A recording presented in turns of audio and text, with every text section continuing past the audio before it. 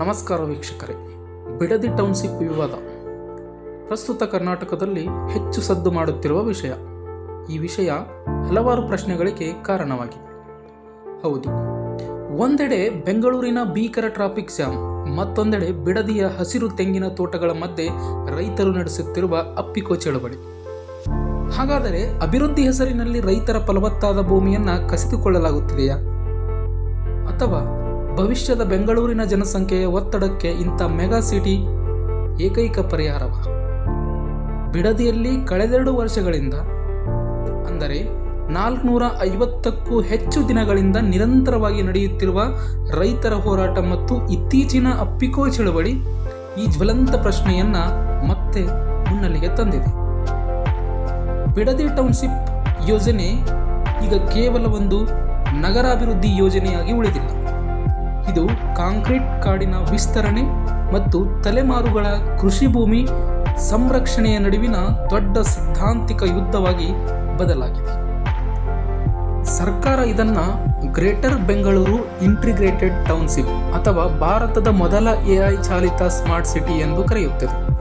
ಸುಮಾರು 7,500 ಎಕರೆ ವಿಶಾಲ ಪ್ರದೇಶದಲ್ಲಿ ನಿರ್ಮಾಣವಾಗಲಿರುವ ಈ ಯೋಜನೆಯ ಮೊದಲ ಹಂತವಾಗಿ 499 ಎಕರೆ ಭೂ ಸ್ವಾಧೀನಕ್ಕೆ ಅಂತಿಮ ನೋಟಿಫಿಕೇಶನ್ ಕೂಡ ಹೊರಬಿದ್ದಿದೆ.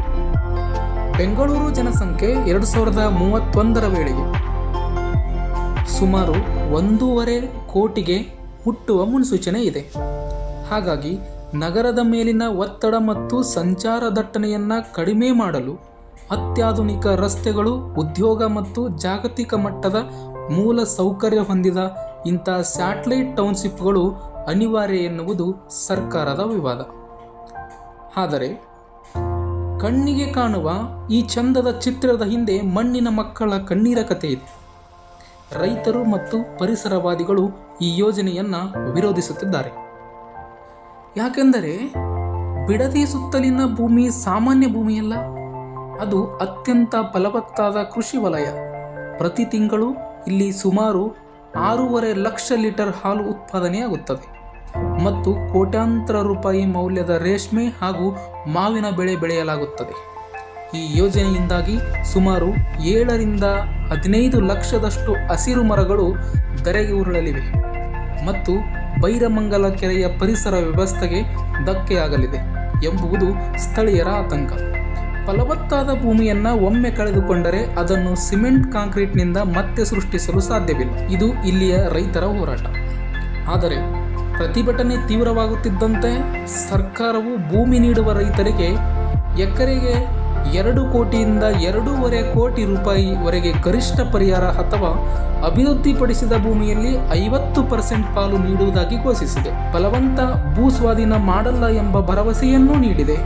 ನಗರದ ಬೆಳವಣಿಗೆಗೆ ಅಭಿವೃದ್ಧಿ ಖಂಡಿತ ಅಗತ್ಯ, ಆದರೆ ಆ ಅಭಿವೃದ್ಧಿ ಅನ್ನ ನೀಡುವ ರೈತರ ಬದುಕನ್ನು ಮತ್ತು ಪ್ರಕೃತಿಯನ್ನು ಬಲಿಗೊಟ್ಟುವಾಗಬಾರದು.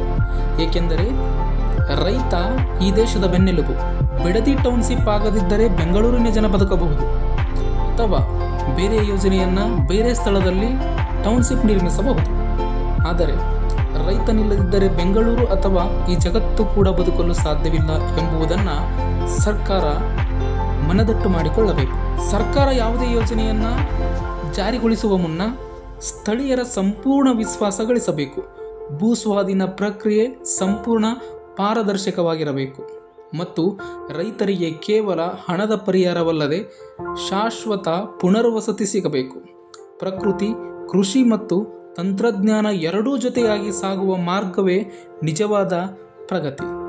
ಹಾಗಾದರೆ ಈ ವಿಷಯದ ಬಗ್ಗೆ ನಿಮ್ಮ ವೈಯಕ್ತಿಕ ಅಭಿಪ್ರಾಯ ಏನು?